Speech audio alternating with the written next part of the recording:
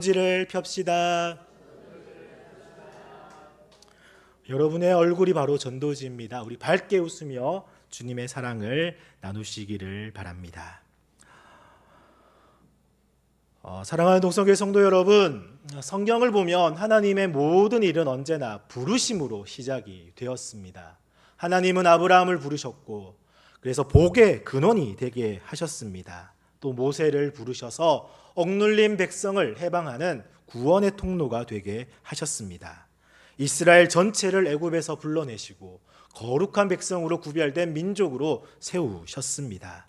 그리고 오늘 하나님은 동일하게도 우리도 부르시고 계십니다. 복음 안에서 구원받은 백성으로 또 이 세상에서 구별된 교회로 흩어진 일상 속에서도 거룩함을 지켜내는 제자로 오늘 우리를 부르고 계십니다. 그래서 이 부르심은 단지 어떠한 사명이나 역할만을 위한 것이 아닙니다. 바로 존재의 부르심이라 할 수 있습니다. 하나님의 소유된 백성으로 그분의 형상을 닮아가며 살아가라고 하는 근본적인 삶의 방향에 대한 부르심입니다. 성경은 이 부르심에 대해서 반드시 응답이 뒤따라야 한다는 것을 강조합니다. 아브라함은 그 부르심에서 떠남과 순종으로 응답을 했습니다. 모세는 두려움 속에서도 결국 순복으로 응답을 했으며 이스라엘은 출애굽의 그 부르심에 언약으로서 삶으로 응답을 해야 했습니다. 그리고 오늘 우리가 읽은 레위기 말씀은 하나님께서 내 백성이라고 부르신 이스라엘에게 어떻게 살아야 할지를 분명하게 말씀하시는 장면입니다. 단지 율법의 목록이 아니라 거룩한 백성으로 부르신 하나님의 열망과 그 부르심에 마땅히 구별된 삶으로 응답하라고 하는 하나님의 명령이 담겨 있습니다. 그래서 이 부르심은 특권이지만 동시에 책임입니다. 하나님은 우리를 사랑으로 부르셨고 우리는 그 사랑의 거룩함으로 순종으로 구별됨으로 응답해야 합니다. 오늘 이 말씀을 통해 우리는 하나님의 백성으로 부르신 그 부르심의 의미를 다시 한 번 더 붙들고 그 부르심 앞에 우리가 어떠한 삶으로 서야 할지를 함께 나누고자 합니다. 그래서 저와 여러분의 삶 가운데 하나님의 거룩하신 부르심에 응답하는 그 은혜와 결단이 함께하기를 축복합니다. 우리 사랑하는 동성교회 성도 여러분, 하나님은 우리를 거룩한 백성으로 부르셨다라고 말씀을 하십니다. 그렇다면 우리는 이 부르심 앞에서 반드시 물어야 합니다. 하나님께서 우리를 어떻게 부르셨는가? 그 부르심에는 어떤 의미가 담겨 있는가? 이제 본문을 중심으로 하나님의 거룩한 부르심에 대해서 함께 깊이 살펴보겠습니다. 첫 번째로 하나님은 우리를 거룩한 백성으로 부르셨습니다. 레위기 20장 22절부터 24절까지의 말씀입니다. 하나님께서는 단순히 이스라엘을 애굽에서 해방시킨 것으로 끝내지 않으셨습니다. 그들을 구원하신 목적은 단지 고통에서 건져내는 것으로 그치는 것이 아니라 그 이후의 삶, 곧 어떻게 살아가야 할 것인가에 대한 분명한 부르심이 함께 주어졌던 것입니다. 본문 22절을 함께 한번 보십시오. 22절 말씀입니다. 너희는 나의 모든 규례와 법도를 지켜 행하라. 그리하여야 내가 너희를 인도하여 거룩하게 하는 땅이 너희를 토하지 아니하리라. 아멘. 즉 너희는 내 모든 규례와 법도를 지켜 행하라라고 말씀을 합니다. 그리고 오늘 24절 하반절에서도 이렇게 말씀합니다. 내가 너희를 그들의 땅에서 구별하였다. 여기서 구별하다는 말은 단순한 거리 두기가 아닙니다. 히브리어로 카도시, 곧 거룩하다는 말은 다르게 하다, 구별되다라는 뜻을 담고 있습니다. 하나님께서는 이스라엘을 애굽에서만 건져내신 것이 아니라 그들을 가나안의 우상 숭배 문화와 죄악된 삶의 방식에서 구별된 백성으로 부르셨다는 것입니다. 단지 가나안 사람들과 다른 외형적 민족이 아니라 삶의 가치와 방향, 윤리와 행동, 말과 생각까지도 하나님을 닮은 거룩함으로 구별된 존재가 되기를 원하신다는 것입니다. 사랑하는 농성교회 성도 여러분, 이것이 바로 하나님 백성으로 부르심의 핵심입니다. 하나님은 단지 우리가 예배당에 있는 것만 원하지 않으십니다. 그분은 우리가 세상 한가운데에서도 거룩하게 구별되게 하나님의 방식대로 살아가는 사람이 되기를 원하신다는 것입니다. 이것은 특권이면서 동시에 책임입니다. 하나님은 우리를 세상에서 따로 떼어 놓으신 것이 아니라 세상 속에서 다르게 살아가도록 우리를 부르셨습니다. 세상의 가치관은 성공, 쾌락, 경쟁, 자기 중심으로 흐르지만 하나님의 백성은 섬김과 자비, 진실과 절제, 그리고 하나님 중심의 삶으로 부른다는 것입니다. 이 거룩함은 단지 외적인 규칙을 잘 지키는 것으로 완성되지 않습니다. 하나님은 우리 존재가 전체가 생각과 동기, 말과 행동, 인간관계의 삶의 우선순위까지도 하나님을 닮아가는 사람이 되기를 원하십니다. 그래서 하나님은 말씀하십니다. 나는 너희 하나님 여호와라. 내가 너희를 그들 땅에서 구별하였다. 다시 말해 너희는 더 이상 세상 속에 속한 자가 아니라 나에게 속한 자다. 그러므로 내 백성답게 구별된 삶을 살아라 라고 하는 부르심인 것입니다. 사랑하는 동성교회 성도 여러분, 이 말씀은 오늘 저와 여러분에게도 동일하게 주어집니다. 하나님은 저와 여러분을 구별하셨습니다. 그 구별은 배타적인 우월감이 아니라 하나님의 거룩하심을 이 세상 가운데에 드러내는 사명자의 삶으로 부르신 것입니다. 그러므로 저와 여러분은 묻고 응답해야 합니다. 나는 세상과 무엇이 다른가? 하나님이 내게 기대하시는 이 거룩함이란 것은 무엇인가? 나는 정말 하나님께 속한 자로서 살고 있는가?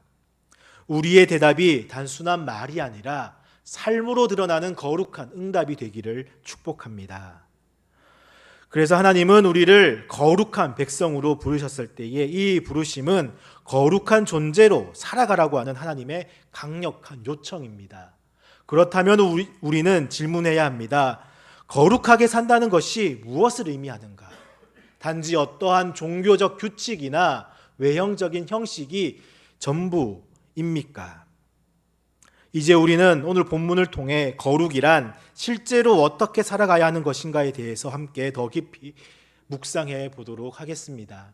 우리 사랑하는 동성교회 성도 여러분, 거룩은 단지 성경적인 개념이나 우리 이 예배 안에서만 통용되는 언어가 아닙니다. 거룩은 하나님의 백성, 그 삶의 전반을 관통하는 방식이 이 거룩입니다. 그래서 25절에는 하나님이 이렇게 명령을 하십니다. 짐승이 정결한 것과 부정한 것을 분별하고 새도 그렇게 하며 그렇게 분별해가지고 스스로 가증하게 하지 말라라고 합니다. 여기서 강조되는 단어는 구별입니다. 단지 짐승의 종류를 구분하는 것이 아닙니다. 하나님은 정결한 것과 부정한 것, 거룩한 것과 속된 것을 분별하며 살아가는 삶의 태도를 우리에게 가르치고 계신 것입니다. 그리고 이어지는 26절에서 이렇게 선포합니다. 너희는 나에게 거룩할지어다. 내가 너희를 만민 중에서 구별하였나니 너희는 내 것이다. 이 말씀은 하나님의 백성이 정체성의 기반을 어디에 두고 살아야 하는지를 우리에게 분명하게 말씀합니다. 우리는 하나님께 속한 사람들입니다. 그러므로 하나님의 성품을 닮아가는 삶, 곧 거룩한 삶을 살아야 한다는 것입니다. 그래서 우리는 반드시 기억해야 할 것이 거룩이란 것이 단지 종교적인 규범이나 제사장 그들에게만 일이 아니라 거룩은 삶 전체에서 적용되어야 하는 방식이라는 겁니다. 말하는 방식이 거룩해야 합니다. 남을 비방하거나 험담하거나 욕설이나 거짓이 아니라 진실하고 선하며 덕을 세우는 말을 해야 합니다. 또한 생각하는 가치가 또 거룩해야 합니다. 세상의 가치가 아니라 하나님의 시선으로 세상을 바라보고 판단해야 합니다. 사람을 대하는 태도가 거룩해야 합니다. 힘 있는 사람 앞에서는 아첨하고 힘없는 사람은 무시하는 것이 아니라 모든 사람을 존귀하게 여기며 사랑으로 대하는 태도입니다. 돈을 쓰는 기준 또한 거룩해야 합니다. 내 유익과 만족을 위해 쓰는 것이 아니라 하나님 나라를 위하여, 이웃을 위하여 사용하는 거룩한 재정의 사용입니다. 시간 또한 마찬가지입니다. 바로 우선순위 또한 거룩해야 합니다. 일주일의 중심이 주일이어야 하며 매일의 중심이 예배와 말씀, 기도가 되어야만 합니다. 이러한 구별된 삶이 바로 거룩한 삶이며 그것이 바로 하나님께 속한 백성이 드리는 삶의 예배입니다. 사랑하는 농성교회 성도 여러분, 우리는 주일에만 교회가 아닙니다. 우리는 월요일부터 토요일까지 일터에서, 가정에서, 시장에서, 또한 병원에서도 학교에서도 살아있는 교회로 존재해야만 합니다. 우리의 직장 생활, 가족 관계, 인간 관계, 소비하는 습관, 심지어 SNS 사용까지도 그 모든 일상의 자리에서 하나님께 속한 자로서 나는 주님의 사람입니다 라고 말할 수가 있어야 합니다. 왜냐하면 하나님은 말씀하십니다. 너희는 내 것이다. 이 짧은 선언 안에 바로 거룩의 본질이 담겨 있습니다. 거룩은 율법의 부담이 아니라 하나님의 소유된 자로서 살아가는 기쁨의 방식입니다. 하나님은 우리가 종교적 의식을 잘 지키는 데서 멈추기를 원하지 않습니다. 하나님은 우리의 삶 전체가 예배가 되기를 원하시며 말씀과 행동, 생각과 태도, 관계와 시간까지 그 모든 것이 거룩함으로 구별되어 채워지기를 원하십니다. 지금까지 우리는 이 거룩이란 삶의 모든 영역에서 드러나는 구별된 방식이라는 것을 생각해 보았습니다. 그렇다면 동시에 이러한 삶이 얼마나 어렵고 또 우리 힘으로는 온전히 감당하기 힘든 것이라는 것도 느낄 수 있을 것입니다. 그렇다면 우리는 이렇게 거룩함을 어떤 방식으로 살아낼 수 있겠습니까? 누가 우리를 그 거룩의 삶으로 인도하시고 완성하실 수 있는지를 오늘 우리가 바로 생각해 보아야 합니다. 그것은 예수 그리스도 안에 있다는 것입니다. 이제 우리는 복음 안에서 예수님께서 우리에게 어떻게 거룩한 공동체로 다시 부르셨는지를 함께 살펴보겠습니다. 구약의 이 거룩함은 율법을 통해, 그러나 신약의 거룩함은 예수 그리스도 안에서 완전하게 성취가 되었습니다. 그래서 예수님은 마태복음 5장에서 이렇게 말씀하십니다. 내가 율법이나 선지자를 폐하러 온 줄로 생각하지 말라. 폐하러 온 것이 아니라 완전하게 하려 함이다라고 말씀을 합니다. 예수님은 율법을 무력화시키러 오신 분이 아닙니다. 율법이 본래 말하고자 했던 하나님의 거룩하심, 그 뜻과 정신을 친히 삶으로 살아내셨고 십자가의 그 사랑으로 완성하신 분이 예수님이십니다. 그래서 예수님은 우리에게 말씀하십니다. 그러므로 하늘에 계신 너희 아버지의 온전하심 같이 너희도 온전하라. 이것은 단지 개인의 도덕적 수준을 높이라는 뜻이 아니라 예수님을 따르는 공동체, 즉 오늘날 교회가 하나님의 성품을 닮아가는 존재가 되라고 하는 초대인 것입니다. 그래서 교회는 에클레시아, 즉 부르심 받은 사람들의 공동체라고 합니다. 교회라는 말은 헬라어로 에클레시아인데 이것은 불러냄 받은 자들이란 뜻을 가지고 있습니다. 즉 세상으로부터 하나님께로 부르심 받은 자들이란 뜻입니다. 우리는 단지 종교 단체에 소속된 사람들이 아닙니다. 하나님의 부르심을 따라 모인 사람들입니다. 어디에서입니까? 바로 세상 한복판에서 하나님은 우리가 세상 속에 있지만 세상의 가치와는 구별된 방식으로 살아가기를 원하셨기에 교회로 우리를 부르셨습니다. 이것이 바로 거룩한 교회의 정체성입니다. 그리고 그 교회는 건물이 아니라 우리 모인 사람입니다. 그래서 교회는 세상 가운데 거룩함을 드러내는 살아있는 표지판이라고도 할 수가 있습니다. 하나님은 단지 우리가 개인적으로 경건하기를 원하시지 않습니다. 하나님은 우리 공동체 전체가 세상과 구별된 거룩한 삶의 모습을 통해 이 복음을 드러내는 삶을 살아가기를 원하십니다.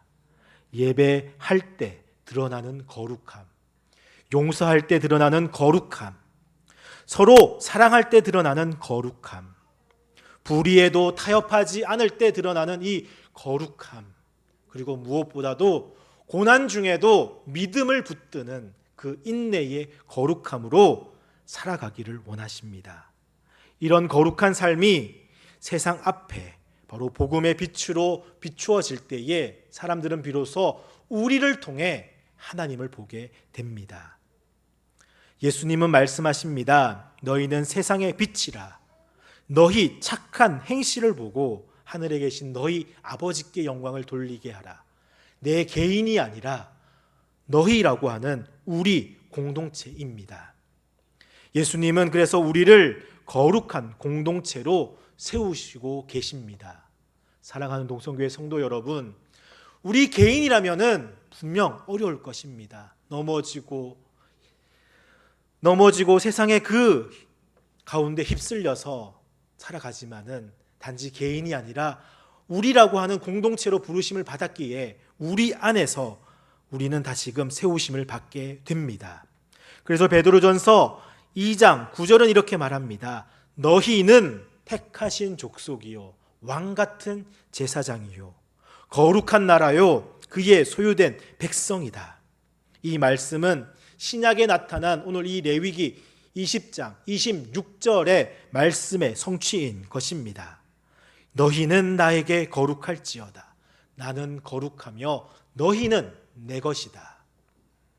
이제 예수님 안에서 더 이상 구약의 그 제사를 드리는 그러한 제사장이 아니라 삶으로 예배를 드리는 제사장으로 세상 속에서 거룩한 나라로 하나님의 소유된 공동체로 우리는 부르심을 받은 것입니다. 사랑하는 동성교회 성도 여러분, 우리는 예수님 안에서 거룩한 공동체로 다시 한 번 더 부르심을 받았습니다. 그래서 이제는 교회가 교회다워야 할 때이며 성도가 성도다워야 할 때입니다. 우리의 모임이 세상의 문화에 잠식당한 그러한 모임이 아니라 세상 한복판에서도 하나님 나라를 보여주는 구별된 공동체가 되어야 합니다. 그리고 그 거룩은 형식적인 신앙이나 예배 시간 자체가 아니라 삶의 전반에서 드러나는 구별됨과 책임감 있는 그 사랑으로 증명되어야 합니다. 그래서 하나님은 오늘도 말씀하십니다. 너희는 내 것이다. 그러니 나처럼 거룩해라. 우리 동성교회가 이 거룩한 부르심에 응답하는 교회, 예수님의 십자가 안에서 삶으로 거룩함을 살아내는 공동체가 되기를 주님의 이름으로 간절히 축복합니다. 이제 우리는 하나님이 우리를 이 세상 속에서 부르시고 또 예수 그리스도 안에서 거룩한 공동체로 다시금 세우셨다는 것을 알게 되었습니다.